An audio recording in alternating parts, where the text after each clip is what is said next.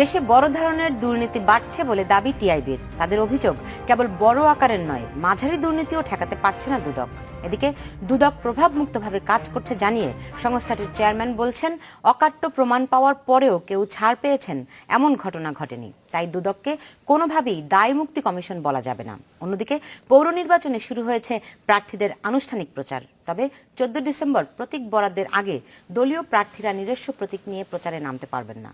এসব নিয়েই বাংলাদেশ এখন আপনাদের স্বাগত জানাচ্ছি। আমি সুলতানা রহমান। আমার সঙ্গে কথা বলতে স্টুডিওতে আছেন ঢাকা বিশ্ববিদ্যালয়ের টেলিভিশন অ্যান্ড ফিল্ম স্টাডিজ বিভাগের চেয়ারম্যান ডক্টর শফিউল আলম ভূঁইয়া এবং গণসংহতি আন্দোলনের প্রধান সমন্বয়কারী জোনায়েদ সাকি। আপনাদের দুজনকেই স্বাগত জানাচ্ছি। গতকাল আসলে ছিল দুর্নীতি প্রতিরোধ দিবস। সেই দিবসকে উপলক্ষে সারা দেশেই, বিশেষ করে ঢাকায় অনেক রকম কর্মসূচি ছিল। দুদকের চেয়ারম্যান বলছেন যে দুদককে দায় মুক্তির কমিশন বলা যাবে না। এই কথা, দায় মুক্তি কমিশন বলা যাবে না কথার মধ্য দিয়েই কি দায় মুক্তি কমিশন হয়ে উঠছে, এই সন্দেহটি আসে কিনা? যেন ডক্টর শফিউল আলম ভূঁইয়া। যেমন ধরেন দুদক অনেকটা চাপের মধ্যেই থাকে। ধরেন দুদক সম্পর্কে যেটা বলা হয় যে বিশেষ করে বিরোধী দলে যারা থাকেন তারা দাবি করেন যে দুদক সরকারি দলের যারা দুর্নীতি করেন তাদের বিরুদ্ধে কখনো ব্যবস্থা গ্রহণ করে না। এই কারণে দুদকের উপর এক ধরনের ব্লেম চাপানো হয়। কোনো কোনো ক্ষেত্রে আমরা কিন্তু দেখেছি যে দুদক সরকারি দলের বিরুদ্ধে, সরকারি দলের এমপি মন্ত্রীদের বিরুদ্ধেও কিন্তু তদন্ত করে দেখেছে, যেটা দুদকের চেয়ারম্যান বলেছেন যে অকাট্য প্রমাণ পাওয়ার পরে কেউ ছাড়া পেয়েছে এরকম কোনো প্রমাণ নেই। তবে হ্যাঁ, কোনো কোনো ক্ষেত্রে দুদক হয়তো যথেষ্ট অনুসন্ধান চালায়নি বা দুদকের আরও যতটা সক্রিয় ভূমিকা পালন করার কথা ছিল সেটি করেনি। এখন কেন করেনি এই প্রশ্নটি কিন্তু সামগ্রিকভাবে আমাদের সমাজ এবং সমাজ কাঠামোর সাথে সম্পৃক্ত। কারণ হচ্ছে একটা প্রতিষ্ঠান কিন্তু চাইলেই সমাজ থেকে বের হয়ে আলাদা আচরণ করতে পারে না। সেক্ষেত্রে আমাদের সমাজের প্রত্যেকটা প্রতিষ্ঠান যেভাবে চলে, আমাদের সমাজ যেভাবে চলে, আমাদের পরিবার যেভাবে চলে, আমাদের মানুষের মানসিকতা যেরকম, সেইটার আদলেই কিন্তু দুদককে বিবেচনা করতে হবে। এখন আমরা যদি তুলনামূলক বিচারে যাই, অবশ্যই দুদকের কার্যকারিতা, দুদকের কর্মক্ষমতা আগের চাইতে অনেক বেশি বৃদ্ধি পেয়েছে। যেমন আর সামগ্রিক অর্থে যদি আমরা দুর্নীতির কথা বলি, যে আপনি ইভেন টিআইবি, ট্রান্সপারেন্সি ইন্টারন্যাশনাল বাংলাদেশের যে ইন্ডেক্স বা টিআইয়ের যে ইন্ডেক্সে, সেটাতে দেখা যায় যে 2014 সর্বশেষ তারা যে ইন্ডেক্সটি দিয়েছে ডিসেম্বরে, সেখানে বাংলাদেশের স্থান ছিল 14তম, তার আগের বছরে ছিল 16তম। আবার আপনি যদি একেবারে অতীতে ফিরে যান, জোট আমলে দেখেছি কিন্তু আমরা বাংলাদেশ দুর্নীতিতে প্রথম, দ্বিতীয়, তৃতীয় স্থান অধিকার করেছে। তো সেই জায়গা থেকে কিন্তু এক ধরনের উন্নতি হয়েছে, কিন্তু আমরা বলতে পারবো না যে আমাদের সমাজ থেকে একেবারে দুর্নীতি। গতকাল টিআইবির যে নির্বাহী পরিচালক ইফতেখারুজ্জামান, তিনি কিন্তু বলেছেন যে আন্তর্জাতিকভাবে ইন্ডেক্স অনুযায়ী হয়তো দুর্নীতি কমেছে, শো করছে, সেখানে এমনটাই হতে পারে আসলে যে অন্যান্য দেশে দুর্নীতি বেড়েছে দেখে আমাদের আসলে কমছে কিনা, এই বিষয়টাতে আমি আপনাকে আবারও ফিরবো। কিন্তু জোনায়েদ সাকি, যে অনেক সময় বলে যে, যেমন দুদকের চেয়ারম্যান গতকাল বলেছেন যে অকাট্য প্রমাণ তারা পায় না, এই ঘটনাটি কেন শুধুমাত্র সরকারি দলের ক্ষেত্রেই ঘটে? অকাট্য প্রমাণ তারা সরকারি দলের, আপনি যারা নেতা আছেন, যারা সরকার সমর্থিত আছেন, তাদের ক্ষেত্রে পায় না, কিন্তু বিরোধী দলের ক্ষেত্রে পায়। এটার সমস্যাটা বা তাদের দক্ষতা এই লাইনে কেন? বিরোধী দলের ক্ষেত্রে কি পেয়েছে?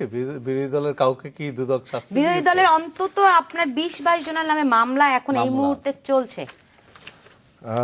ধন্যবাদ আপনাকে। আসলে যে কথাটি একটু আগে আপনি বললেন এবং প্রশ্নও করলেন যে দুদক কি দায় মুক্তির প্রতিষ্ঠান হয়ে দাঁড়াচ্ছে কিনা, এখন এটা তো দুদককে যখন নিজেকে একভাবে নিজের পক্ষে যুক্তি দিতে হচ্ছে কিংবা নিজের পক্ষে কথা বলতে হচ্ছে যে আমরা দায় মুক্তির প্রতিষ্ঠান নই, তাহলে তো এই প্রশ্ন ইতিমধ্যে উঠে গেছে এবং সেটা বায়বীয়ভাবে ওঠেনি। ইতিমধ্যে বহু অভিযুক্তরা বড় বড় অভিযোগের ক্ষেত্রে তারা ছাড়া পেয়ে গেছেন অথবা দুদকের অনুসন্ধানে তারা কিছুই পাননি, কাজেই তারা ওই দুর্নীতির অভিযোগ থেকেও রেহাই পেয়ে গেছেন। আগে অন্তত অভিযোগ ছিল, তার কোনো বিচার হতো না, কাজেই জনমানুষের কাছে অন্তত অভিযুক্ত হিসেবে থাকতেন। এখন অভিযোগ থেকে আবার রেহাই পেয়ে যাচ্ছেন, ফলে অভিযোগটা করারও সুযোগ থাকছে না, কেননা একটা তাদের দিক থেকে তারা নিজেদের পক্ষে যুক্তি দিচ্ছেন না, আইন প্রতিষ্ঠান তো আমাদেরকে দুর্নীতি মুক্ত হিসেবে একেবারে সনদপত্র দিয়ে দিয়েছে। কাজেই এই অভিযোগের জায়গাটা এখানে তৈরি হচ্ছে। এখন কেন দুদক অকাট্য প্রমাণ পায় না, কেন দুদক শক্তিশালী জায়গায় দাঁড়ায়নি, সেটা যে কথাটা একটু আগে অধ্যাপক বললেন, শফিউল ভাই বললেন যে এই যে আমাদের দেশের যে প্রতিষ্ঠানগুলো আসলে যেভাবে কাজ করছে, আমাদের দেশের সামগ্রিক সামাজিক ব্যবস্থার মধ্যে, রাজনৈতিক ব্যবস্থার মধ্যে অন্যান্য বিষয়গুলো যেভাবে ক্রিয়াশীল, তার থেকে দুদক খুব আলাদা নয়, এবং দুদক আলাদাভাবে কেবলমাত্র একটা দুদক কাজ করতে পারবে, এইটা আমরা আসলে খুব বেশি আশাও করতে পারি না। একদিক থেকে এটা ঠিক, এবং এই ঠিকটাকে যদি আমরা অনুমোদন করি তাহলে কিন্তু এটাই আমাদের বলতে হচ্ছে যে দুদক কিংবা এই ধরনের কোনো সাংবিধানিক প্রতিষ্ঠান ঠিকঠাক মতো আমাদের আকাঙ্ক্ষা অনুযায়ী, অর্থাৎ যারা একটা জবাবদিহিতার জায়গা প্রতিষ্ঠা করবে এবং যারা অন্যায় করছেন, যারা জনগণের অর্থ সম্পদ সেগুলো তসরুপ করছেন কিংবা ব্যক্তিগত সম্পত্তিতে পরিণত করছেন, অথবা এমন ধরনের দুর্নীতি করছেন সেটা নীতি থেকে শুরু করে একেবারে ব্যবহারিক ইয়ে পর্যন্ত, যেটা জনজীবনে ভয়াবহ একটা পরিণতি ডেকে আনছে, সেই সব জায়গাগুলো কোনো রকম জবাবদিহিতার জায়গায় আসলে যাচ্ছে না। এখন এইটা তো একটা, এখানে এটা ঠিক যে কেউই কোনো এইরকম একটা ব্যবস্থার মধ্যে, বাংলাদেশ যে ধরনের একটা রাষ্ট্র, যে ধরনের অর্থনৈতিক ব্যবস্থা, সারা দুনিয়াতে এরকম যে ব্যবস্থাগুলো আছে তাতে 100% দুর্নীতি মুক্ত অবস্থা কেউই আশা করছে এমনটা বলা যাবে না। কিন্তু আসলে এটা ঠিক যে ওই বাংলাদেশ 1 থেকে 14-তে গিয়েছে, এইটা বাংলাদেশের দুর্নীতি কমার কোনো সূচক না, বরং দুর্নীতি অন্য জায়গায় বৃদ্ধি পেয়েছে, হয়তো তুলনামূলকভাবে বাংলাদেশের অবস্থান এদিক ওদিক হচ্ছে।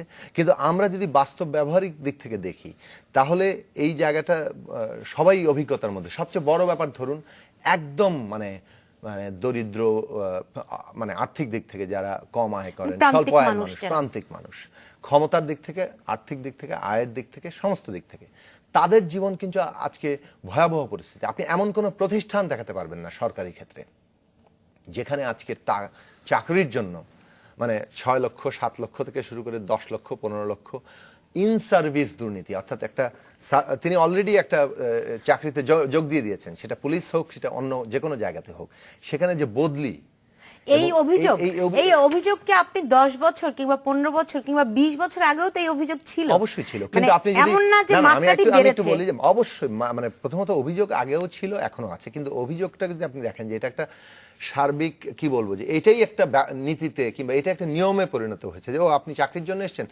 আমাকে একজন বললেন যে কোথাও নাকি লাইন দিয়ে দাঁড়িয়েছে একটা চাকরির জন্য, ওখান থেকে ঘোষণা করা আছে যে 7 লাখ টাকা যারা আনতে পারেন নাই লাইনে দাঁড়ায় লাভ নাই।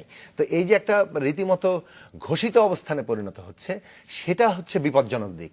1, 2 হচ্ছে যে এমন প্রতিষ্ঠান ছিল, আমি এখানে নাম করছি না, এমন প্রতিষ্ঠান ছিল যেখানে এই মাত্রায় দুর্নীতির কিংবা একদম টাকার একটা অঙ্ক নির্দিষ্ট করে ফেলে সেখানে তাদেরকে নেওয়া হতো, এই অবস্থাটা ছিল না।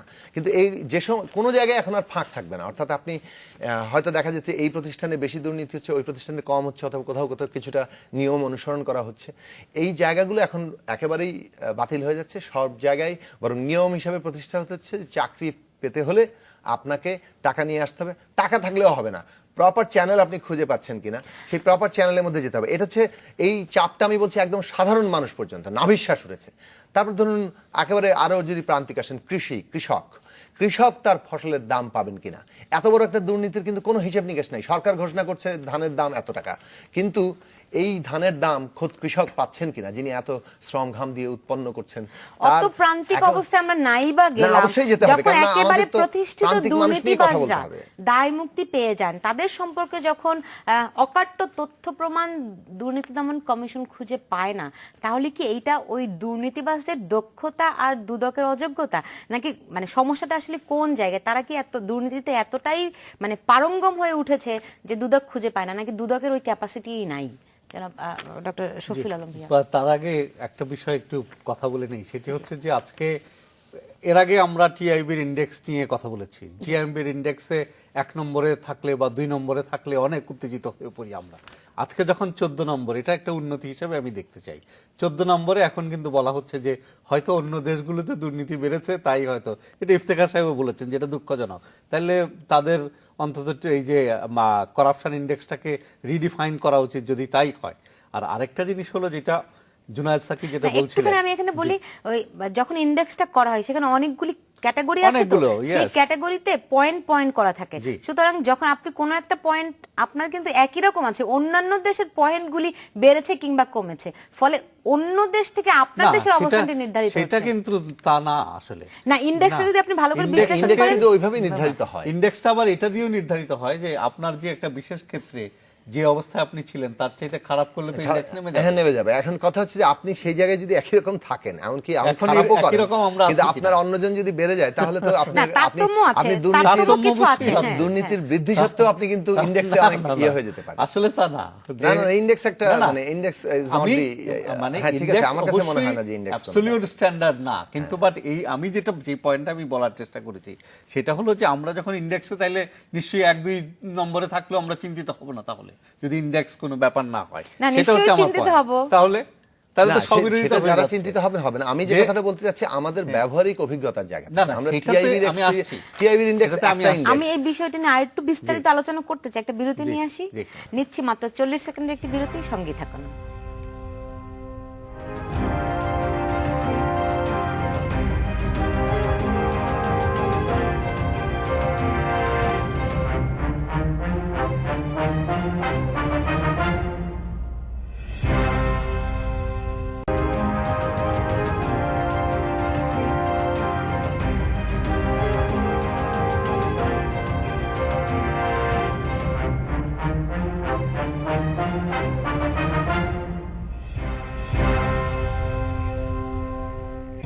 বিরতির পর ফিরে এলাম, দেখছেন বাংলাদেশ এখন। ডক্টর শফিউল আলম ভাই, আপনি টিআইবি ইন্ডেক্স নিয়ে বলছিলেন। জি, ওইটাতে যাই। আমি বলেছি যেটা পয়েন্টটা বলতে চেয়েছিলাম, যে যদি ইন্ডেক্সটাকে আমরা ধরে নেই যে এটা একটা স্ট্যান্ডার্ড, যে হ্যাঁ, তাহলে প্রথম, দ্বিতীয়, তৃতীয় স্থানে থাকলে যদি আমরা খুব চিন্তিত হয়ে পড়ি, চিন্তিত হওয়ার মতো বিষয় থাকে, তাহলে আমরা যদি ইন্ডেক্সে পরের দিকে থাকি, সেক্ষেত্রে আমাদের কিছুটা স্যাটিসফ্যাকশনও থাকা উচিত। এটাই হচ্ছে লজিক্যাল। এবারে আসি চাকুরির কথায়, যেটা আপনিও বলেছেন। জুনায়েদ সাকি বলছিলেন যে হ্যাঁ, চাকুরির ক্ষেত্রে ঘুষের বিষয়টি অনেক বছর ধরেই বাংলাদেশে আছে। তবে আমি ওনার সাথে একটা জায়গায় একটু দ্বিমত পোষণ করি। তাই বলে সব চাকরিতে কিন্তু ঘুষের ব্যাপার নেই। যেমন পিএসসির মাধ্যমে অনেক চাকরি হচ্ছে, ইভেন ঢাকা বিশ্ববিদ্যালয়ে অনেক চাকরি হচ্ছে, কোথাও কিন্তু ঘুষের কোনো ব্যাপার সেইভাবে নাই। হ্যাঁ, কিছু কিছু ক্ষেত্রে কোনো চাকরিতে হয়তো ঘুষের অভিযোগ আছে, সেটা অনেক দিন ধরেই আছে। ঘুষের ব্যাপার থাকুক জি। আর না থাকুক, ঢাকা বিশ্ববিদ্যালয়ের শিক্ষক নিয়মে বেশ কিছু অনিয়ম কিন্তু এরই মধ্যে গণমাধ্যমে এসেছেও, একেবারে এখন কিন্তু সব ওটা কি অস্বীকার সত্যি? করা যায় না। সব কি সত্যি কিনা? অনেক আপনি একটু খুব যতটুকু এসেছেন সুনির্দিষ্ট- তার চাইতে আপনি অনেক বেশি specific সত্যি case গিয়ে বললে আমি সেটাতে বাস্তবতা উত্তর নেই। দিতে স্পেসিফিকই পারবো। বলতে পারবো। আমি অন্তত চারুকলার কয়েকজন শিক্ষকের নাম বলতে পারবো, আমি এই মুহূর্তে নাম বলছি না, যারা শিক্ষক হওয়ার জন্য যে যোগ্যতাগুলি থাকা দরকার তার চেয়ে অনেক ভালো যোগ্যতা, বেশি যোগ্যতা বা থাকা সত্ত্বেও তাদের চেয়ে নিচের যোগ্যতা সম্পন্নদেরকে নেওয়া হয়েছে, এরকম আপনি নিজেও জানেন। যেমন এটা একটা অভিযোগ, যেমন এই অভিযোগ যদি থেকে থাকে, এই ধরনের বিষয় থেকে থাকলে নিশ্চয়ই তার প্রতিকারেরও ব্যবস্থা ছিল, তো সেই প্রতিকারের ব্যবস্থায়ও যাওয়া যেত। এখন স্পেসিফিক উদাহরণ না ধরে এবং সেই কনটেক্সটে কি ঘটেছিল সেইটা তথ্য না জেনে আমার পক্ষে বলা মুশকিল। আমি যে পয়েন্টে এসেছিলাম সেটা হলো যে যে অভিযোগ, এই যে আপনি বলছেন যে একেবারে কি বলা যায়, যে ঘুষের দায়ে, যেমন বাংলাদেশে যেটা হয় কি, যে অভিযোগ কারো বিরুদ্ধে আসলেই আমরা বিষয়টাকে একেবারে সত্য ধরে নেওয়া শুরু করি, তারপরে গণমাধ্যমে কোনো রিপোর্ট আসলেই আমরা অস্থির হয়ে যাই। এই জায়গায় আমার একটু বক্তব্য আছে, সেটা হলো যে হ্যাঁ, কোনো ব্যক্তি দুর্নীতিবাজ আছেন, কখনো কখনো সত্যিকারের রিপোর্টও ছাপা হয়। আবার আপনি গণমাধ্যমের ছাত্রী ছিলেন, এখন গণমাধ্যমে কাজ করছেন, আমিও একসময় গণমাধ্যমে কাজ করেছি, এখন গণমাধ্যম পড়াই। গণমাধ্যমের সকল রিপোর্ট কি বস্তুনিষ্ঠ হয়? হয় না তো। রিপোর্টে অনেক গলত থাকে, আপনি চাইলে আমি রিপোর্ট ধরে ধরে ধরে ধরে বিশ্লেষণ করে দেখাতে পারবো। তো অভিযোগ ওঠাটাই সব কিছু না। এখন অভিযোগ ওঠার পরে সেই অভিযোগটা প্রমাণিত হয়েছে কিনা। এখন আমি আপনি মনে করছি যে একটা লোক দুর্নীতিগ্রস্ত, কিসের ভিত্তিতে আমি মনে করছি? হ্যাঁ, শোনা, এখন অভিযোগ ওঠার পরে সেই অভিযোগটা প্রমাণিত হয়েছে কিনা। এখন আমি আপনি মনে করছি যে একটা লোক দুর্নীতিগ্রস্ত, কিসের ভিত্তিতে আমি মনে করছি? হ্যাঁ, আমি মনে করতে পারি, আমি যদি তাকে ব্যক্তিগতভাবে চিনি বা আমি যদি তার কর্মকাণ্ড সম্পর্কে জানি, অথবা আমার পারসেপশনের একটা বড় জায়গা হচ্ছে গণমাধ্যম, যে গণমাধ্যমের মধ্য দিয়ে আমি জানি। তো এখন সেই পারসেপশনটা যদি, এখন আমি তর্কের খাতিরে বলছি যে টিআইবি যদি দুদক যদি কারো বিরুদ্ধে অনুসন্ধান করে কোনো প্রমাণ সে না পায়, সে তো তাকে দুর্নীতিগ্রস্ত বলতে পারবে না, আমিও কিন্তু পারবো না, অন্তত কোনো আদালত যদি তাকে দুর্নীতিগ্রস্ত হিসেবে প্রমাণ না করে। তো যার ফলে অভিযোগ ওঠাটাই কিন্তু চূড়ান্ত কোনো বিষয় নয়। তাই বলে এটাও আমি বলছি না যে আমাদের সোসাইটিতে বা আমাদের সমাজে দুর্নীতি নেই। দুর্নীতি আছে, এবং দুর্নীতির হার কমে, কখনো বাড়ে। সেই জন্যে যেটা দরকার, যেটা আজকে এই যে গতকালকে যে দুর্নীতি প্রতিরোধ দিবস বা দুর্নীতি বিরোধী দিবস ছিল, সেখানে যে বিষয়টি উঠে এসেছে সেটা হলো যে দুর্নীতি সম্পর্কে মানুষকে সচেতন করা, মানুষ যাতে দুর্নীতিতে সম্পৃক্ত না হয় সেটার ব্যবস্থা নেয় এবং দুর্নীতি প্রতিরোধ করার জন্য যে আইনগত কাঠামো, ইভেন দুদক যদি যথেষ্ট শক্তিশালী না হয় আইনগতভাবে, দুদককে আরো জি, শক্তিশালী সেই জন্যই করা। কিন্তু আমি আপনাকে শুরুতে মানে প্রশ্নটি করেছিলাম যে আপনি যেটি বললেন যে কাউকে দুর্নীতিবাজ বা দুর্নীতিগ্রস্ত বলা যাবে না যদি প্রমাণ না থাকে। আমার প্রশ্নটি ছিল যে সরকারি দলের ক্ষেত্রে কারো ক্ষেত্রেই সেইভাবে করে প্রমাণ পায় না, কিন্তু বিরোধী দলের ক্ষেত্রে প্রমাণ পায়। বিরোধী এই দলের জন্য ক্ষেত্রে কিন্তু সমস্যাটি কোন না না, বিরোধী দলের ক্ষেত্রে কিন্তু এখনো প্রমাণ কারো বেলায় কি প্রমাণ করতে পেরেছে? মামলা চলছে, সরকারি দলেরও কিন্তু কারো কারো বিরুদ্ধে অভিযোগ এসেছে যে মামলাগুলি দীর্ঘদিন ধরে চলছে, কিন্তু সরকারি দলের অধিকাংশ ক্ষেত্রে আপনি দেখবেন যে দায় মুক্তি দেওয়া হয়েছে। যেমন এভাবে ঢালাও ভাবে বলা মুশকিল, যে আপনি যদি স্পেসিফিক বলেন যে ওই জায়গায় দায় মুক্তি, এখন যদি দুদক কাউকে দায় মুক্তি দেয় সেটার দায় দায়িত্ব তো দুদকের, দুদককে জবাবদিহি করতে হবে। এখন দুদক বলছে যে আমি কোনো প্রমাণ পাইনি, তাহলে আপনি কিসের ভিত্তিতে বলবেন বা আমি কিসের ভিত্তিতে বলবো যে সে দুর্নীতিবাজ? আর যাদের বিরুদ্ধে মামলাগুলো চলছে সব মামলার ব্যাপারে ঢালাওভাবে বক্তব্য না দিয়ে কোন মামলা কেন দীর্ঘায়িত হচ্ছে সেটা স্পেসিফিক ভাবে দুদকেরই বলা উচিত। আপনার আমার পক্ষে কিন্তু বলা মুশকিল, তবে আপনি আমার চেয়ে সুবিধাজনক অবস্থানে আছেন।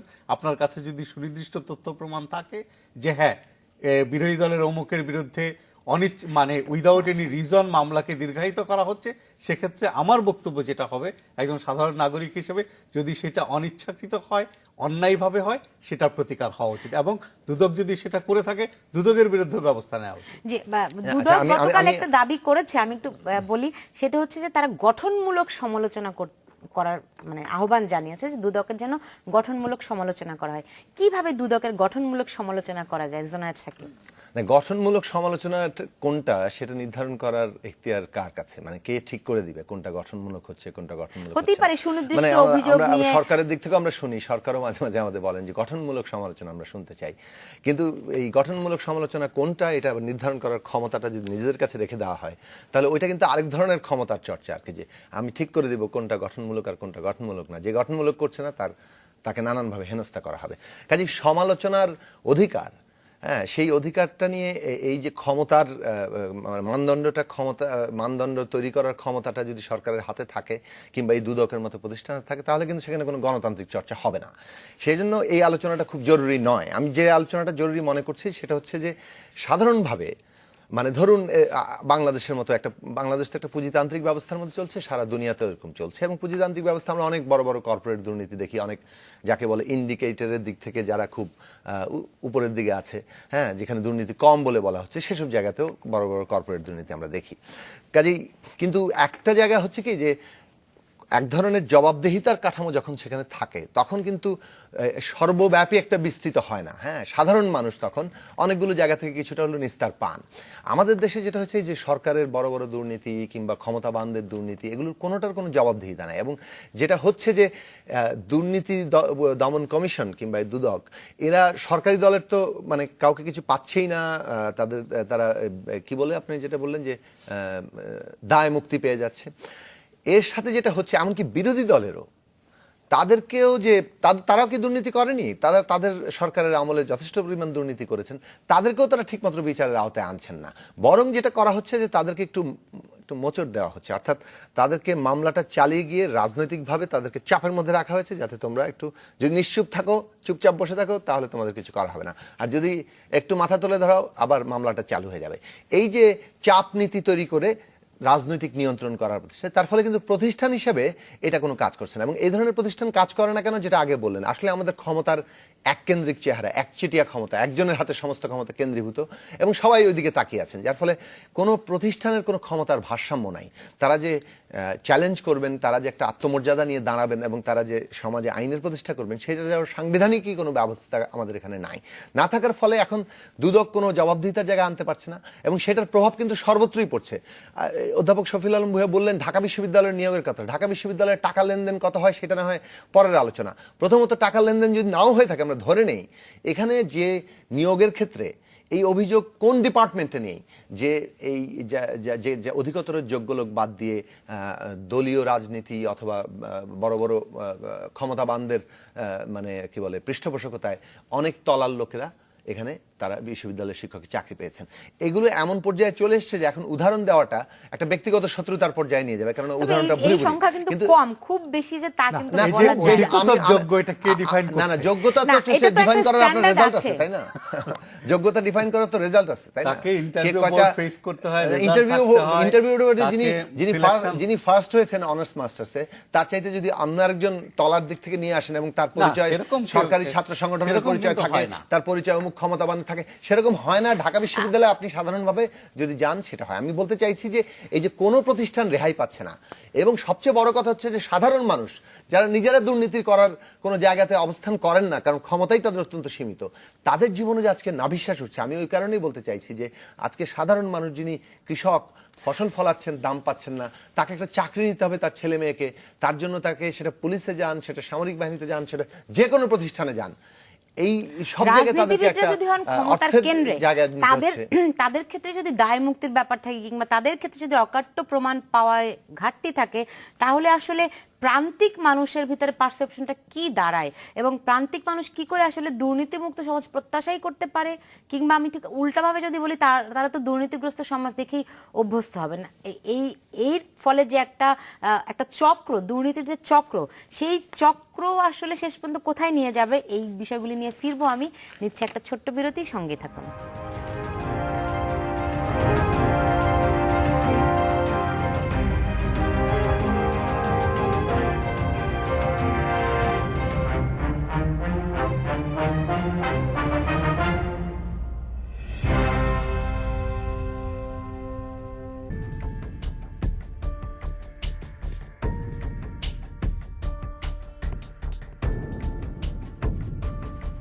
জলবায়ু সম্মেলনের সব খবর জানাতে মঞ্জুরুল করিম এখন প্যারিসে। বিশ্বের তাপমাত্রা বৃদ্ধি 2 ডিগ্রি সেলসিয়াসের নিচে রাখতে হলে দ্রুত এগোতে হবে, না হলে পরে আর সময় থাকবে না। চোখ রাখুন ইন্ডিপেন্ডেন্ট টেলিভিশনে।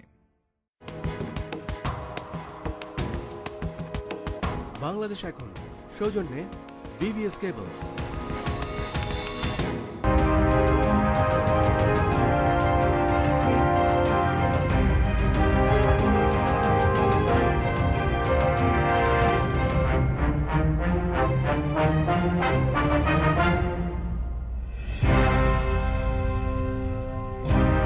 বিরতির পর ফিরে এলাম, দেখছেন বাংলাদেশ এখন। যে আমি বলছিলাম, মানে এবার দুর্নীতি প্রতিরোধ দিবসের স্লোগান ছিল ভেঙে ফেলো দুর্নীতির শেকল। কে ভাঙবে দুর্নীতির শেকল? জনগণ সবাই মিলেই ভাঙবে। আমি দুর্নীতি প্রসঙ্গে আরেকটু বলে আসি, যেমন আমাদের সোসাইটিটা, আমাদের সমাজ চেয়ে অনেক কিছুই কিন্তু গুজব নির্ভর। আমরা অনেকেই কথা বলি গুজবের উপর ভিত্তি করে, সাধারণ গুজব না বলে আমি perception বলা বোধহয় ভালো। আমি শেষ করি জি। যে গুজব নির্ভর কেন, উদাহরণ দিব আমি। তারপরে আমরা কিন্তু সুনির্দিষ্ট অভিযোগের ভিত্তিতে কথা বলি না। এই যে ধরেন বাংলাদেশের সাম্প্রতিক কালে রাজনৈতিক ইতিহাসে সবচেয়ে দুর্নীতির বড় অভিযোগ কোনটা? পদ্মা সেতুতে দুর্নীতি হয়েছে বলে ওয়ার্ল্ড ব্যাংক অভিযোগ করেছে। এটা নিয়ে সারা দুনিয়াতে লঙ্কা কাণ্ড হয়ে গেছে। কই ওয়ার্ল্ড ব্যাংকও কিন্তু কোনো প্রমাণ দিতে পারেনি। ইভেন কেনেডিয়ান কোর্ট এখন ওয়ার্ল্ড ব্যাংকের কাছে কিন্তু প্রমাণ চাচ্ছে, তারা দিতে পারছে না। যে এটা পারসেপশন, সরকার এখন নিজ অর্থায়নেই কিন্তু আপনার পদ্মা সেতু নির্মাণ করছে। তো যেই জিনিসটা আমি বলার চেষ্টা করছি যে সবসময় যে সুনির্দিষ্ট অভিযোগের ভিত্তিতে দুর্নীতির কথা বলা হয় তা না। কখনো কখনো দুর্নীতির অভিযোগ উত্থাপনের একটা রাজনৈতিক অর্থনীতিও থাকে। রাজনৈতিক অর্থনীতি উদ্দেশ্য প্রণোদিতভাবে গুজব নির্ভর কথা বলা হয়। আবার তাই বলে আমি কিন্তু সেটা বলছি না যে আমাদের সোসাইটিতে দুর্নীতি নেই, আছে। কারণ আমাদের দরিদ্র সমাজে দুর্নীতি তো থাকবেই। যে দুর্নীতি কমে আসছে ধীরে ধীরে, এবং দুর্নীতিটাকে ক্রমান্বয়ে আমাদেরকে কমিয়ে আনতে হবে। ওই যে শেকল ভাঙার যেটা কথা বলছে, এর জন্য কিন্তু সাধারণ নাগরিক থেকে শুরু করে এবং রাষ্ট্রের সর্বোচ্চ পর্যায় পর্যন্ত এই বিষয়ে কাজ করা দরকার। কারণ আপনি যদি একটা দিকেই তাকান যে কিভাবে দুর্নীতি হয়, আপনি শুধু রাস্তায় বের হন, রাস্তায় বের হয়ে দেখেন যে আমাদের অনেকের মধ্যেই কিন্তু আইন মেনে না চলার একটা প্রবণতা আছে। তো তেমনই ক্ষেত্রে কোনো সুযোগ সুবিধা পাওয়ার বেলায়ও কিন্তু সে আইন না মেনে চলার প্রবণতাটা কাজ করে। আবার কখনো কখনো প্রতিষ্ঠানের দায়িত্বে যারা থাকেন তাদের যে ব্যক্তিগত দুর্নীতির কারণেও এই ঘটনাটি ঘটে। তো সামগ্রিক অর্থে সব জায়গায় কিন্তু আমাদের কাজ করার আছে, যে সাধারণ মানুষ বলেন, রাষ্ট্রীয় সর্বোচ্চ পর্যায়ে বলেন, প্রাতিষ্ঠানিক পর্যায়ে বলেন, যে সবাই যদি আমরা সচেতন থাকি এবং সবাই যদি দুর্নীতির বিরুদ্ধে দাঁড়াই, তাহলে ক্রমান্বয়ে হয়তো দুর্নীতিটা কমে আসবে, কিন্তু তার পাশাপাশি যে আর্থসামাজিক জায়গাটায়ও পরিবর্তন দরকার, যে দুর্নীতির সাথে ডিরেক্টলি ইনডিরেক্টলি মানুষের দারিদ্র্যের একটা সম্পর্ক কিন্তু আছে। আবার কেউ কেউ আবার উল্টো চিত্র আছে, যে যে কেউ কেউ এতই ধনী, যে ধনী লোক হওয়ার পরেও বা একটা কোম্পানি এতই বিত্তশালী যে তারপরেও সে কিন্তু নানা ধরনের দুর্নীতিতে সম্পৃক্ত হয়। সে ধরনের কোম্পানির ক্ষেত্রে দেখা যাবে যে তাদের শুরুটাও হয়তো দুর্নীতি দিয়েই হয়েছিল, দুর্নীতির মধ্য দিয়ে তার আজকে এই পর্যায়ে এসছে যে অনেক বড় হয়ে যাওয়ার পরেও তাদের যে পুরনো প্র্যাকটিসটা সেটা চালিয়েই যাচ্ছে। সেই জন্যে রাষ্ট্রের আইনকে শক্তিশালী করা, যে দুদককে আরও কিভাবে শক্তিশালী করা যায়, যে দুদক যাতে সত্যিকার অর্থেই যে কোনো ব্যক্তির বিরুদ্ধে ব্যবস্থা নিতে পারে এবং দুদককে সত্যিকার অর্থেই স্বাধীন একটা প্রতিষ্ঠানে পরিণত করা, যাতে দুদক সত্যিকার অর্থে ব্যবস্থা নিতে পারে এবং যারা দুদকের দায়িত্বে থাকেন তাদের মানসিকতায় পরিবর্তন দরকার। রাজনৈতিক প্রক্রিয়ায় আমি আমি আমি একটু আমি অধ্যাপক শফিউল আলম ভাইয়ের সাথে কি বলবো, আমার মত একেবারে ভিন্ন, কিন্তু ওনার যুক্তি খণ্ডন করার চাইতে আমি আমার কথাটা বলি। প্রথম বিষয় হচ্ছে যে আপনি ব্যক্তির নৈতিকতা দিয়ে আপনি যদি মনে করতে পারেন এটার উপরে কেবল ভর করেন, তাহলে কিন্তু এই সমাজ থেকে দুর্নীতি কখনো যাবে না। ব্যক্তির নৈতিকতা আসলে একটা সমাজের যে নৈতিকতাগুলো সামষ্টিকভাবে ঠিক করা হয়, আইন যেভাবে ঠিক করা হয় এবং সেটা যেভাবে প্রয়োগ হয়, তার উপরেই ব্যক্তি নৈতিকতা অনেকাংশে নির্ভর করে। কেননা সমাজে যদি সব জায়গায় আইন ভঙ্গ চলে, তখন আমি আইন মানতে গিয়ে আমি সবচেয়ে পিছিয়ে থাকবো, সবচেয়ে ভুক্তভোগী হব, তখন কিন্তু আপনি ব্যক্তির নৈতিকতার উপর নির্ভর করতে পারেন না। আসলে যেটা ঘটেছে সেটা হচ্ছে যে দুর্নীতি উপর তলাতে হচ্ছে। দারিদ্র্যের সাথে দুর্নীতির সম্পর্ক আমি খুব বেশি দেখি না। আমি দেখি যে বরং যারা ধনী তারাই দুর্নীতি করছেন, ক্ষমতাবানরা দুর্নীতি করছেন এবং বিপুল পরিমাণ দুর্নীতি করছেন। আপনি যদি পদ্মা সেতুর বাংলাদেশের ব্যয়ের হিসাবটা দেখেন, তাহলে ঠিক তার অরিজিনাল ব্যয়ের প্রাক্কলন কত ছিল, এখন প্রতি বছর কত করে বাড়ছে। আপনি বাংলাদেশের প্রতি কিলোমিটার রাস্তার ব্যয় যদি দেখেন, বাংলাদেশে 1 কিলোমিটার ফ্লাইওভারের পাশের পশ্চিমবঙ্গে 1 কিলোমিটার ফ্লাইওভারের খরচের হিসাব দেখেন, আপনি ঢাকা শহরের ঢাকা চট্টগ্রাম 4 লেন, ঢাকা ময়মনসিংহ 4 লেন এবং প্রস্তাবিত ঢাকা সিলেট 4 লেনের হিসেবের তারতম্য দেখেন, আপনি বুঝবেন সরকারি প্রকল্পে কি বিপুল ব্যয় হচ্ছে। এই থেকে শুরু করে দুর্নীতি সর্বত্র আছে। যেটা সবচেয়ে বড় এখন বাংলাদেশের যে কারণে এটা হচ্ছে না, উপরতলার দুর্নীতি হয়, তিনি তার ক্ষমতা এবং স্ট্যাটাস অনুযায়ী হয়তো হাজার হাজার কোটি টাকা দুর্নীতি করেন। এই দুর্নীতিটা চুইয়ে চুইয়ে নিচ পর্যন্ত ছড়িয়ে দেওয়া হয়েছে। একদম প্রতিষ্ঠানের সর্বনিম্নে যিনি আছেন তাকেও দুর্নীতি, তাকে যা বেতন দিচ্ছেন তা দিয়ে তার সংসার চলবে না, তাকে বলাই হচ্ছে প্রকারান্তরে যে একটু হাত মোচড় দিয়ে টাকা আয় করে নাও, যাতে করে দুর্নীতিটা সর্বনিম্নে যিনি আছেন তাকেও দুর্নীতি, তাকে যা বেতন দিচ্ছেন তা দিয়ে তার সংসার চলবে না, তাকে বলাই হচ্ছে প্রকারান্তরে যে একটু হাত মোচড় দিয়ে টাকা আয় করে নাও, যাতে করে দুর্নীতিটা সর্বত্র একটা ছড়িয়ে যায়। এবং এই ছড়িয়ে গেলে যেটা হবে কি, যে কেউই আর দুর্নীতির বাইরে থাকতে আপনি দিচ্ছেন না, কারণ আপনি বাধ্য করছেন। বাধ্য করার ফলে হয় কি, যে আর এই যে আমরা গুজব বলি, আমরা সবাই জানি যে দুর্নীতি হচ্ছে, কিন্তু কেউই অকাট্য প্রমাণ নিয়ে হাজির হতে পারেন না, কারণ প্রত্যেকের সাথেই নিজের একটা সমস্যা আছে। আমি একটু শেষ করি আমার কথাটা। তার মানে হচ্ছে সমাজে এমন একটা পরিস্থিতি সৃষ্টি করা হয় যে উপরতলার দুর্নীতিগুলো যাতে জায়েজ হয়। আর এর সাথে দেখুন, সমাজে দুর্নীতির অকাট্য প্রমাণ কে তৈরি করবে? করার জন্য রাষ্ট্রের প্রতিষ্ঠান আছে, আইন আছে, আদালত আছে, পুলিশ আছে, বিভিন্ন ধরনের অন্যান্য প্রতিষ্ঠান, সংবাদপত্র, নানান ধরনের সংগঠন যারা এই সমস্ত হিসেব নিকে বিষয়গুলোকে জনসম্মুখে তুলে ধরবেন। এই সমস্ত প্রতিষ্ঠানের মধ্যে কিন্তু একভাবে দুর্নীতি ছড়িয়ে পড়ে, ফলে কেউ জানা সত্ত্বেও কেউ কিন্তু অকাট্য প্রমাণ হাজির করেন না। আইন অনুযায়ী এটা যেমন ঠিক, তেমনি ডক্টর শফিউল আলম ভূঁইয়া যেমনটা বলছেন যে পদ্মা সেতুর ক্ষেত্রে যেমনটা হয়েছে, এটা একটা সিম্পলি একটা পারসেপশন তৈরি করা হয়েছে। বিশ্বব্যাংক কিন্তু আজ পর্যন্ত কানাডার আদালতে তথ্য প্রমাণ দিতে পারেনি, কারণ তাদের অভিযোগের জায়গাটা ছিল যে দুর্নীতির একটা চেষ্টা করা হয়েছে, মানসিকতা। অভিপ্রায় মানে হচ্ছে প্রসেসের মধ্যে ঢুকলে দুর্নীতি হতে পারতো, হওয়া সম্ভব ছিল। সেটা আমরা অন্য 10টা উদাহরণ দিয়ে আমরা বুঝতে পারি যে এইরকম একটা বড় বিনিয়োগের ক্ষেত্রে কোনো দুর্নীতি হবে না, এটা বাংলাদেশে ঘটে যাবে। সেটা তো আমরা এখন বাংলাদেশের অর্থায়নের ক্ষেত্রে দেখতে পাচ্ছি। কাজে এই আলোচনা করে লাভ নাই। আমি যে আলোচনাটা করতে চাইছি যে দুর্নীতি উপর থেকে তলা পর্যন্ত ছড়িয়ে দিয়ে এখানে যে প্রতিরোধটা সমাজের ভেতর থেকে হওয়ার কথা ছিল সেটাকে নষ্ট করে দেওয়া হয়েছে, এবং যাতে বড় বড় দুর্নীতি জায়েজ হয়ে যায়। এর ফলে কিন্তু কোনো প্রতিষ্ঠানেও কিন্তু কোনো এই দুর্নীতির জন্য যে জবাবদিহিতা তৈরি করার জন্য যে তথ্য, যে অকাট্য প্রমাণ কিংবা যেভাবে একটা সংঘবদ্ধ প্রচেষ্টা দরকার ছিল, সেই জায়গাটা এখনো উপস্থিত নাই। কারণ ওই প্রতিষ্ঠানগুলোকে আপনি ওই দুর্নীতির সামগ্রিক প্রক্রিয়ার বাইরে কোনো অবস্থান হিসেবে আর দেখতে পারেন না। এখন এই অবস্থাটা তৈরি হয়েছে, এটা ভাঙবে কোথা থেকে? সমাজে এর ফলে কিন্তু সবচেয়ে বেশি ক্ষতিগ্রস্ত হচ্ছে প্রান্তিক মানুষরা, কারণ তার অবস্থান কিন্তু, তার দুর্নীতি করার ক্ষমতাও কিন্তু নাই, তিনি যে অবস্থানে থাকেন, কাজেই তিনি সবচেয়ে ভুক্তভোগী। এই অবস্থানটা ভাঙতে হলে দুর্নীতির সর্বগ্রাসী ব্যাপারটা কিন্তু পুরো রাষ্ট্রযন্ত্র, পুরো সমাজের কাঠামোটা এটাকে কিন্তু দীর্ঘকাল ঠিকঠাক মতো চালিয়ে নেবে না, বরং এমন পরিস্থিতি সৃষ্টি করবে যেটা আমাদের রাজনৈতিকভাবে আমরা দেখতে পাচ্ছি যে ক্ষমতা একচেটিয়াকরণ, মুখোমুখি সংঘর্ষ এবং একে অপরকে বিনাশ করার জায়গায়, ফলে পুরো সিস্টেম কিন্তু কোলাপস করার একটা হুমকি এই দুর্নীতি ক্রমাগতভাবে তৈরি করছে। কাজে এটা তবে ভাঙতে হবে। দুর্নীতি তো সব এবং ভাঙার দেশেই জন্য- আছে। হ্যাঁ, সব দেশেই আছে, কিন্তু দুর্নীতির একটা মিনিমাম অ্যাকাউন্টেবিলিটিও তৈরি হয়, যে এখানে অ্যাকাউন্টেবিলিটি যত বেশি তার টিকে থাকার সম্ভাবনাটা যেখানে তত বেশি। আর এখানে যেহেতু অ্যাকাউন্টেবিলিটি একেবারেই শূন্যের কোঠায় নেমে আসছে, কাজে এটা কিন্তু মানে ভাঙন উন্মুখ একটা অবস্থার দিকে যাচ্ছে। এই পরিস্থিতি থেকে বের হতে হলে আমাদের ক্ষমতার ভারসাম্য দরকার, আমাদের স্বাধীন প্রতিষ্ঠান দরকার, আমাদের জবাবদিহিতার ক্ষেত্র সৃষ্টি করা দরকার, এবং সেটার জন্য বারবার যে কথা বলছি, বাংলাদেশের এই মুহূর্তে জাতীয় লক্ষ্য একটা ক্ষমতার ভারসাম্য সম্পন্ন গণতান্ত্রিক সংবিধান, সেই যেটা আমাদের ভারসাম্য এই প্রতিষ্ঠানগুলোকে তৈরি করতে সাহায্য করবে। যে ভারসাম্যের কথা আমরা বলি, যা মানে আমরা দেখতে চাই কিংবা আমরা অভ্যস্ত ছিলাম, সেই ভারসাম্য আসলে কি করে আসবে, এটি একটি বিষয়। এছাড়া আমি যদি পৌর নির্বাচনের কথা বলি, যেমন পৌর নির্বাচনে নির্বাচন যাওয়ার থেকে আগে সরে দাঁড়াতে পারে না, না, বিএনপি। আমি পৌর নির্বাচনে আমার যাওয়ার একটা আগে এখানে বিরতিতে যেতে একটু হবে। একটা জিনিস অ্যাড করি, সেটা হলো যে আমরা যদি মনে করি যে সব শেষ হয়ে গেছে, তাহলে কিন্তু কোনো সলিউশন আসবে না। একটু সিলভার লাইনিং কিন্তু এখানে আছে।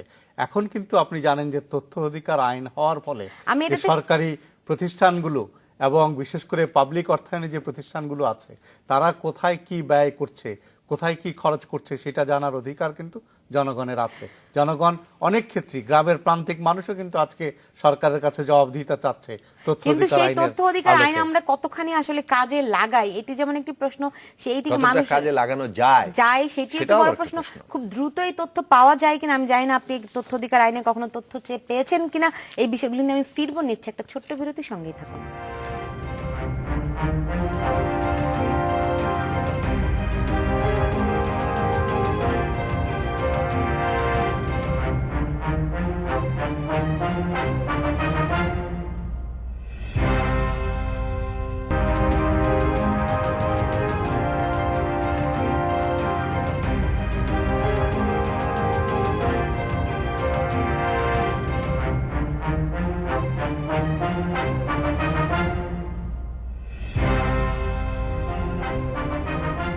বিরতির পর ফিরে এলাম, দেখছেন বাংলাদেশ এখন। ডক্টর শফিউল আলম ভূঁইয়া কিছুক্ষণ আগে আপনার জোনায়েদ সাকি বলছিলেন যে আসলে মানে দুর্নীতি প্রতিরোধের জন্য একটা ক্ষমতার ভারসাম্য দরকার। আমি যদি এখন সাম্প্রতিক সময় সবচেয়ে আলোচিত আমাদের পৌর নির্বাচনের দিকে দেখি, যদি আপনি দেখবেন খবরের কাগজ বলছে পৌর নির্বাচন থেকে সরে দাঁড়াতে পারে বিএনপি।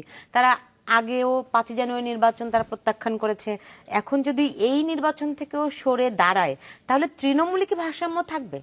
না, যেমন ধরেন এইটাকে যদি আপনি বুঝতে চান, তাহলে বিএনপির গত কয়েক বছরের কৌশলটাকে আপনাকে একটু পর্যবেক্ষণ করতে হবে, যে বিএনপি কি কৌশল নিয়েছে। যে গত কয়েক বছরে যেটা নিয়েছে, যে দুর্ভাগ্যজনক হলেও সত্যি, যে আমাদের দেশে যারাই বিরোধী দলে যায়, তারা কিন্তু বিরোধী দলের দায়িত্বটা পালন করতে চায় না। তো বিএনপির ক্ষেত্রে সাম্প্রতিককালে সেটা হয়েছে, এই সরকারকে কিভাবে ডিস্টেবিলাইজ করা যায়, তারপরে কিভাবে সরিয়ে ক্ষমতায় আসা যায়, সেই কৌশলে বিএনপি ব্যস্ত ছিল। এবং বিএনপি কিন্তু অনেকগুলো নির্বাচনকে কাজে লাগিয়েছে, যে এই সরকারের অধীনে যে নিরপেক্ষ নির্বাচন সম্ভব না, এটা দেখানোর জন্য। যেমন সম্প্রতি আমরা ঢাকা এবং চট্টগ্রামের মেয়র নির্বাচনে যেটা দেখলাম, যে সকাল 11টার মধ্যেই কেমন যেন বিএনপি ঘোষণা দিয়ে দিল যে তারা আর নির্বাচনে থাকবে না। কিন্তু আমরা জানি যে 11টা পর্যন্ত নির্বাচনে আতঙ্কিত হওয়ার মতো কোনো ঘটনা ঘটেনি। তারপরে পরবর্তীতে আমরা যে টেপ দেখতে পেয়েছি, জোনায়েদ সাকি হাসছেন, উনি একজন যে প্রার্থী ছিলেন। যে টেপ দেখতে পেয়েছি আমরা, যে টেপে যে কথোপকথন হচ্ছে বিএনপির একজন মেয়র প্রার্থী এবং বিএনপির একজন নেতার মধ্যে, সেইটা দেখে কিন্তু আমাদের কিন্তু যেটা উপলব্ধি হয়েছে সাধারণ মানুষ হিসেবে, যেটা বোধহয় অনেকটা পূর্ব পরিকল্পিতই ছিল। তো এখন বিএনপি সাম্প্রতিককালে যে সহিংসতা রাজনীতির মধ্যে ছিল, যে আজকে পৌর নির্বাচনে অংশগ্রহণের মধ্য দিয়ে তারা কিন্তু একটা স্বাভাবিক নির্বাচনে ফিরে আসার প্রক্রিয়া তারাই শুরু করেছিল, এবং সেইটাকে দেশবাসী কিন্তু স্বাগত জানিয়েছিল যে বিএনপি আবার নির্বাচনের রাজনীতিতে ফিরে আসছে। এবং বিশেষ করে আমাদের মতো এই যে বুর্জোয়া গণতান্ত্রিক দলগুলোর জন্য কিন্তু নির্বাচন একটা বড় উপলক্ষ, এবং বাংলাদেশের নির্বাচন কিন্তু একটা বড় উৎসব। আপনি যদি জনগণের সাথে সম্পৃক্ত হতে চান, নির্বাচন একটা বড় উপলক্ষ, যেটার মধ্যে দিয়ে আপনি সম্পৃক্ত হতে পারেন। তো সেক্ষেত্রে বিএনপি এখন যদি মনে করে যে তারা নির্বাচন থেকে সরে যাবে, আমার বিশ্বাস যে এইটা তাদের জন্য একটা আত্মঘাতী সিদ্ধান্ত হবে। জোনায়েদ সাকি কি মনে না, হয় আমি যে প্রথমত আমি যে কথাটা বলতে চাইবো যে আসলে যেমন আপনি এতক্ষণ ধরে দুর্নীতি দমন কমিশনের কথা বললেন, একটা সাংবিধানিক প্রতিষ্ঠান, বাংলাদেশে কোনো সাংবিধানিক প্রতিষ্ঠানই দাঁড়ায়নি এবং নির্বাচন কমিশনও যে সাংবিধানিক প্রতিষ্ঠান হিসেবে দাঁড়ায়নি সেটা কিন্তু আমরা বারে বারে মানে এই দাঁড়ায়নি তাদের কার্যকর ভাবে তারা তাদের যে কাজ করছে না সেই কারণেই কিন্তু আমাদের নির্বাচন এখন রাজনীতির প্রধান সংকটের জায়গা এবং সেটাকে কেন্দ্র করেই তো চলছে। রাজনৈতিক সংঘাত তো সব দেশেই আছে, মানে দুই দলের আদর্শিকও বিরোধ। এমনকি ধরেন ভারতের ক্ষেত্রে আমরা যদি পার্শ্ববর্তী ভারতে দেখি তো ভারতের ধরেন প্রধান দুই দল যদি বলা হয় কংগ্রেস এবং বিজেপি, তাহলে কংগ্রেসের রাজনৈতিক আদর্শ এবং বিজেপির রাজনৈতিক আদর্শ অনেক দিক থেকে মিল থাকলে আবার কিছু পার্থক্য তো জায়গা আছে। কংগ্রেস বিজেপি একটা একেবারেই কি বলে উগ্র ধর্মীয় মানে সাম্প্রদায়িক দল হিসেবে পরিচিত ভারতে, এবং কংগ্রেস তুলনামূলকভাবে একটা তাদেরও হিন্দুত্ববাদী মানে বৈশিষ্ট্য আছে, অনেকে অভিযোগ করলেও তাদের নিজের অসাম্প্রদায়িক হিসেবে বলে থাকেন। এই যে পার্থক্য সত্ত্বেও এবং সংঘাত সত্ত্বেও এবং নানান পরিস্থিতি তৈরি হওয়া সত্ত্বেও ভারতের নির্বাচন কমিশন কাজ করছে বলে সেখানে একটা ন্যূনতম মানে যেটাকে বলে ফাংশনিং ডেমোক্রেসি, এই ফাংশনাল ডেমোক্রেসি কার্যকর একটা গণতন্ত্র সেখানে আছে।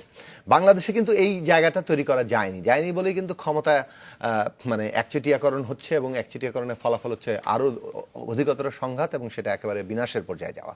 তো এই যে নির্বাচন কমিশন বাংলাদেশে দাঁড়ায় নাই, এটা 5ই জানুয়ারি কেন তার আগেও প্রমাণিত হয়েছে এবং যে কারণে তত্ত্বাবধায়ক ব্যবস্থা এসেছে, তত্ত্বাবধায়ক ব্যবস্থাও দলীয়কৃত হয়ে গেছে, যার ফলে এটাকে বাতিল করে দিয়ে আবার আগের অবস্থায় চলে যাওয়া হয়েছে। কিন্তু নির্বাচন কমিশন কিন্তু তার মধ্যে কোনো অবস্থাতেই আসেনি। নির্বাচন কমিশন শক্তিশালী থাকলে এটাই কিন্তু ডিফেক্ট তত্ত্বাবধায়ক ব্যবস্থা হয়ে যায়, কেননা নির্বাচন কমিশনের অধীনেই নির্বাচনকালীন সময়ে সমস্ত কনসার্ন মিনিস্ট্রিগুলো এবং রাষ্ট্রীয় প্রতিষ্ঠানগুলো তার অধীনে থাকার কথা। কিন্তু সেই নির্বাচন কমিশন দাঁড়ায়নি। আমাদের ক্ষমতার একচেটিয়াকরণ সমাজে সর্বত্র, বিশ্ববিদ্যালয় থেকে শুরু করে কোনো জায়গাতেই আর কোনো এমনকি আত্মমর্যাদা সম্পন্ন মানুষই রাখছে না যে একটু সোজা হয়ে দাঁড়াবে এবং সাংবিধানিকভাবে একটা দায়িত্ব পেলে সেই কাজটা যথাযথভাবে করবে। আমরা অনুরোধ করেছিলাম এই সিটি কর্পোরেশন নির্বাচনের আগে যে আপনাদের কাছে ক্ষমতা আছে সাংবিধানিকভাবে, যতটুকু ক্ষমতা আছে ততটুকু এক্সারসাইজ করেন। আমরা কোনো এক্সারসাইজ করতে দেখি নাই। আমরা দেখেছি আগের দিন রাত্রে কিভাবে ব্যালট বাক্স ভর্তি করা হয়েছে, আমরা দেখেছি যে মানুষের ভোটদানের কোনো নিশ্চয়তা নাই। মানে 5ই জানুয়ারিতে তো ভোট দেওয়ারই দরকার হয় নাই, আর এখানে ভোটদানের কোনো নিশ্চয়তা ছিল না, ফলে বহু মানুষ ভোট দিতে পারেনি। ভোট যারা দিয়েছেন, যে কয়টা যারা গিয়েছেন, যারা আমাদেরকে বলেন যে আমরা আপনাকে ভোট দিয়েছি, আমি সবাইকেই বলি যে ভোট গণনা হয়েছে কিনা তা কিন্তু আমি জানি না, কারণ এর কোনো নিশ্চয়তা ছিল না। কাজে এইরকম একটা পরিস্থিতি আমাদের এখানে আছে, সেখানে পৌর নির্বাচন হচ্ছে। আমরা এখন এই পরিস্থিতিতে এটা ঠিকই যে আশঙ্কা করা অত্যন্ত একেবারে যুক্তিসঙ্গত, ন্যায়সঙ্গত যে এই নির্বাচনও কোনোভাবে সুষ্ঠু হবে কিনা, মানুষ ভোট দিতে পারবেন কিনা। কিন্তু আশঙ্কা থাকলেও আমরা এই নির্বাচন ব্যবস্থার এই চরিত্রকে বিরুদ্ধে লড়াইটা করব কিভাবে? হ্যাঁ, রাস্তায় লড়াই করবো আমরা আমাদের দল থেকে মনে করি, বিএনপি কিভাবে লড়াই করবে তাদের ব্যাপার। আমরা আমাদের দল থেকে মনে করি যে আমাদের রাস্তায় লড়াই করতে হবে।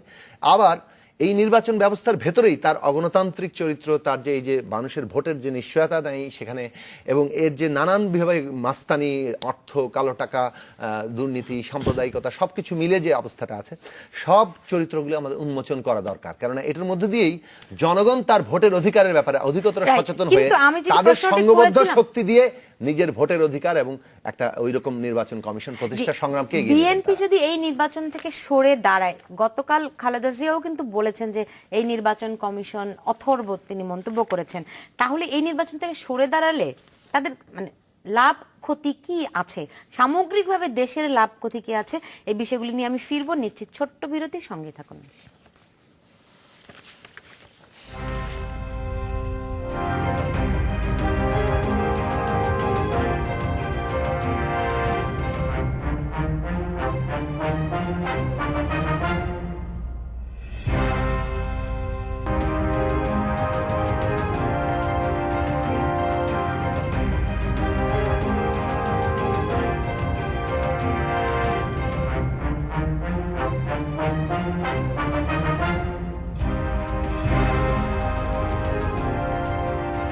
বিরতির পর ফিরে এলাম, দেখছেন বাংলাদেশ এখন।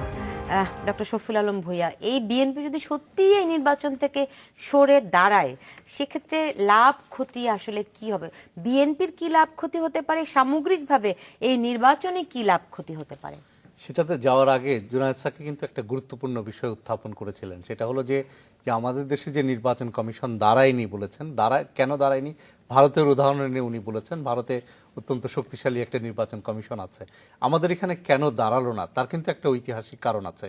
সেটা হলো যে ভারতের সাথে যদি আপনি তুলনা করেন, বাংলাদেশই বোধহয় একটা রেয়ার কান্ট্রি যেখানে স্বাধীনতার কয়েক বছরের মধ্যে স্বাধীনতার স্থপতি জাতির জনককে সপরিবারে হত্যা করা হয়েছে। তারপরে কয়েক দশক আপনি সামরিক শাসনের মধ্য দিয়ে গেছেন, সমস্ত প্রতিষ্ঠানগুলোকে ধ্বংস করা হয়েছে। সেই সমস্ত ঐতিহাসিক কারণে গণতান্ত্রিক প্রতিষ্ঠানগুলো দাঁড়ায়নি। এখন সেই গণতান্ত্রিক প্রতিষ্ঠানগুলো দাঁড়ানোর ব্যাপারে আমাদের রাষ্ট্রকে কাজ করতে হবে, আমাদেরকে কাজ করতে হবে। সেই বিষয়টা আমি ওনার সাথে তারপরেও আমরা add কিন্তু সেই করলাম। কাজ, আমি- আপনি যে প্রেক্ষাপট বললেন, যে ঐতিহাসিক প্রেক্ষাপটগুলি বললেন, তারপরেও কিন্তু আমরা যদি বলি গণতন্ত্র আমরা মানে ফিরে এসেছি 91 সাল থেকে, 25 বছর হয়ে গেছে। আমরা 25 বছর কিন্তু খুব লম্বা সময় না, এবং আমাদের রাজনৈতিক দলগুলোর মানসিকতায় কিন্তু সমস্যা আছে। আমরা তত্ত্বাবধায়ক সরকারকে অনেক গুরুত্ব সহকারে দেখেছি, কিন্তু আপনি জানেন যে তত্ত্বাবধায়ক সরকারের অধীনে নির্বাচন হওয়ার পরে যারা হেরে গেছে তারাই কিন্তু কেউ সূক্ষ্ম কারচুপি কিংবা স্থূল কারচুপির অভিযোগ এনেছে। তো সেই কারণে যে আমাদের মানসিকতায় যে সমস্যাটা আছে, সেই সমস্যাটা কেন, যে আমাদের দেশে এখনো গণতান্ত্রিক সংস্কৃতিটা কোনো পর্যায়ে ওইভাবে ডেভেলপ করেনি। তো সেইটা ডেভেলপ করা জরুরি। তো সেই কারণে নির্বাচন কমিশন যে দাঁড়ায়নি, এই ঐতিহাসিক বিষয়গুলো বিবেচনায় নেওয়া দরকার। এইবারে আসি, আপনি যেই প্রশ্নটা আমাকে করেছেন যে এই নির্বাচন থেকে যদি বিএনপি সরে যায়, বিএনপি সরে গেলে আপনার দুই ধরনের ক্ষতির সম্ভাবনা আছে। একটা হচ্ছে বিএনপির দিক থেকে, আরেকটা হচ্ছে আমাদের নির্বাচনী প্রক্রিয়া এবং গণতান্ত্রিক প্রক্রিয়া। যেমন ধরেন যে বিএনপি সরে গেলে বিএনপির ঝুঁকিটা সবচাইতে বেশি। কারণ হচ্ছে, আমি যেটা আগেও বলেছিলাম আপনার এই আলোচনায়, সেটা হলো যে বিএনপি জনগণের সাথে সম্পৃক্ত হওয়ার একটা সুযোগ কিন্তু এই পৌর নির্বাচন। বিশেষ করে বিএনপি সাম্প্রতিককালে যেই হরতাল সহিংসতা রাজনীতি করেছে, সেখান থেকে বেরিয়ে এসে রাজনৈতিক অঙ্গনে নতুনভাবে সম্পৃক্ত হওয়ার উপলক্ষ হচ্ছে এইটা। এবং তারা যদি পৌর নির্বাচনে অংশগ্রহণ করে, অনেক ক্ষেত্রে তারা হয়তো জয়লাভও করবে। তারা যদি একেবারে অংশগ্রহণ না করে, তাহলে তাদের কর্মীরা কি করবে? তাদের কর্মীরা কি বসে থাকবে? বিশেষ করে এই ধরনের স্থানীয় নির্বাচনগুলোতে যেটা হয়, যে স্থানীয় নির্বাচনে কিন্তু সবাই কোনো না কোনো প্রার্থীর পক্ষে কাজ করে। তো সেক্ষেত্রে তাদের কর্মীরা দেখা যাবে যে অন্য প্রার্থীর পক্ষে কাজ করা শুরু করবে। এটা হচ্ছে একটা বিষয়। আরেকটা হচ্ছে যে বিএনপি যদি এই নির্বাচন থেকে সরে যায়, তাহলে এই নির্বাচনের প্রতিদ্বন্দ্বিতা থাকবে, কিন্তু আপনার হয়তো বিএনপি থাকলে যে তীব্র প্রতিদ্বন্দ্বিতা হতো নির্বাচনে, সেটা হয়তো কমে আসবে। কিন্তু অন্যান্য দলগুলো যেহেতু অংশগ্রহণ করবে, প্রতিদ্বন্দ্বিতা কমবে, কিন্তু প্রতিদ্বন্দ্বিতা যে একেবারে থাকবে না তা কিন্তু না। সামগ্রিক অর্থে যে এই যে আমাদের যে গণতান্ত্রিক প্রতিষ্ঠান ডেভেলপ করার ক্ষেত্রে কিন্তু নির্বাচনগুলোকে নিরপেক্ষ করা, নির্বাচনগুলোকে অংশগ্রহণমূলক করা, এই বিষয়টাও কিন্তু অত্যন্ত জরুরি। জোনায়েদ সাহেব, আমার সময় খুব অল্প আছে। আমি খুব সংক্ষেপে, প্রথমত যে বাংলাদেশের সংবিধানের যে ক্ষমতা কাঠামো, এটাকে আমি বহুবার বলেছি, আমরা এ নিয়ে যথেষ্ট লেখালেখি করেছি, আমরা আরো কাজ করতে চাই যে এইটার একটা স্বৈরতান্ত্রিক ক্ষমতা কাঠামো, এটা ইতিমধ্যে প্রমাণিত। এবং এই স্বৈরতান্ত্রিক ক্ষমতা কাঠামোই আমাদের দেশে ক্ষমতা পরিবর্তনের যে শান্তিপূর্ণ গণতান্ত্রিক পথ, এটাকে তৈরি করতে দেয়নি এবং কোনো প্রতিষ্ঠানকে দাঁড় করাতে দেয়নি। আজকে পর্যন্ত আমরা দেখছি 25 বছর কম সময় বলছেন, 25 বছরও কিন্তু গণতন্ত্রের পথে হাঁটার চাইতে গণতন্ত্র কিভাবে আরো একচেটিয়াকৃত ক্ষমতার অধীনে হয়ে চলে যাবে, সেইটাই কিন্তু আমরা দেখেছি। এবং এটা করতে করতে 5ই জানুয়ারি 153 আসনে বিনা ভোটে নির্বাচিত, এবং সেটাকে আবার গণতন্ত্র বলে চালিয়ে দেওয়া। এখন এই জায়গাটা চলছে। এই জায়গা চলার ফলে এখন দেখেন নির্বাচন কমিশন কোন জায়গায় এসে দাঁড়িয়েছেন। তারা কিন্তু এটার কতগুলো প্যারামিটারস তো কিছু দেখলেই বোঝা যায়। আপনি দেখুন, নির্বাচন কমিশন, সরকার একটা আইন করে দিল যে দলীয় ভিত্তিতে নির্বাচন হবে। তাহলে সকলের যদি অধিকার আপনার প্রতিষ্ঠা করতে হয়, তাহলে এই নির্বাচনের আগে আবারও দল রেজিস্ট্রেশনের প্রশ্ন তোলা দরকার ছিল। প্রথমত এই আইন নিয়ে সমস্ত স্টেক হোল্ডারদের মধ্যে আলোচনা দরকার ছিল, সেটা করা হয়নি। আমি একটু শেষ করি। দ্বিতীয়ত হচ্ছে যে আপনি নির্বাচনে আমার দলকে তো রেজিস্ট্রেশনের সুযোগ দেন নাই, না দিয়েই কিন্তু আপনি ইলেকশনে চলে গেছেন। এক নম্বর। তারপর ধরুন নির্বাচন আমরা তো বলেছি যে আমরা এই নির্বাচনী ব্যবস্থায় একদিকে রাস্তার সংগ্রাম, অন্যদিকে নির্বাচনে অংশগ্রহণের মধ্যে দিয়ে নির্বাচনী ব্যবস্থার অগণতান্ত্রিক চরিত্র উন্মোচন করাই আমাদের এখন গণতন্ত্র প্রতিষ্ঠার পথ। আমরা এই নির্বাচনে অংশ নেওয়া মানে নির্বাচনকে বৈধতা দেওয়া না, বরং নির্বাচন তো বৈধ হচ্ছে কিনা, নির্বাচনের গণতান্ত্রিক পরিবেশ আছে কিনা, ভোট দিতে পারছে কিনা, সেটা তুলে ধরতে হবে তো জনগণের কাছে। জনগণ ঐক্যবদ্ধ না হলে বাংলাদেশে কোনো গণতান্ত্রিক ব্যবস্থা প্রতিষ্ঠা হবে না। আপনি দেখুন, স্বতন্ত্র প্রার্থীর জন্য 1% কি 100 জন এখানে লাগবে। তো 100 জনের আমাকে ঘোষণা করে দিতে হচ্ছে আমি আপনাকে সমর্থন করি, আপনাকে ভোট দিব। এই যে আমার ব্যক্তিগত অধিকারের এবং গোপনীয়তার যে অলঙ্ঘনীয় সাংবিধানিক অধিকার, আপনি এটা খর্ব করলেন। আমরা সরকার এরকম আইন করলো, নির্বাচন কমিশন সেটা আবার বাস্তবায়ন করছে, আমরা এখনো আদালত থেকে কোনো সুমোটো অধিকার পাইনি। সংবিধান রক্ষার জন্য প্রচার প্রচারণার সুযোগ ও সম্মান রাখে নাই। এখন হঠাৎ করে বলছে যে এখন প্রতীক ছাড়া নির্বাচন, একদল প্রতীক আগে থেকেই জানে, আরেক দলের প্রতীক নাই, এই সব বিষয়গুলো তো আছে। তারপরে ধরুন, সারা দেশের মানুষ কি টিনের আওতায় এসছে? তা আগে ওটা আনেন, তারপর টিনকে শর্ত দেন, কারণ আপনি তো সাংবিধানিকভাবে বলেছেন যে 15 কোটি মানুষের যে কোনো ব্যক্তি মানে 18 বছরের ঊর্ধ্বে এবং সুস্থ, কি বলে 25 বছর না 18 বছর, যাই হোক একটা বয়সসীমা আছে, সেটা যে কোনো সুস্থ নাগরিক তারা এই ইলেকশনে অংশ নিতে হবে এবং নির্বাচিত হওয়ার অধিকার আছে। কাজে আপনাকে সেই অধিকার জায়গাটা চিন্তা করতে হবে। গণতন্ত্র মানে হচ্ছে সবচেয়ে প্রান্তিক মানুষটারও অধিকার কিভাবে ব্যবস্থার মধ্যে আইনি স্বীকৃতি এবং তা কার্যকর আছে সেইটা নিশ্চিত না করে যখন নির্বাচন কমিশন মনে করছেন ও তারা যে কোনো আইন চালিয়ে দিতে পারেন এবং প্রয়োগ করতে পারেন, তখন বোঝা যাচ্ছে এই নির্বাচন কমিশন হুকুমের দাস ততটা তার গণতন্ত্র কিংবা নাগরিকদের অধিকারের ব্যাপারে দায়িত্ব আমরা আসলে একটু ভিন্নই ভাবতে চাই, প্রত্যাশা তো করতেই চাই যে নির্বাচন কমিশন শক্তিশালী হবে, তার সাংবিধানিক এবং সেটার পূর্ব শর্ত হচ্ছে এই দেশে একটি গণতান্ত্রিক সংবিধান প্রতিষ্ঠা হওয়া, তার জন্য জনগণের অনেক ধন্যবাদ আজকে স্টুডিওতে আসার জন্য। দর্শক আপনাদেরকে অনেক ধন্যবাদ আমাদের সঙ্গে থাকার জন্য। আপনারা সবাই ভালো থাকুন।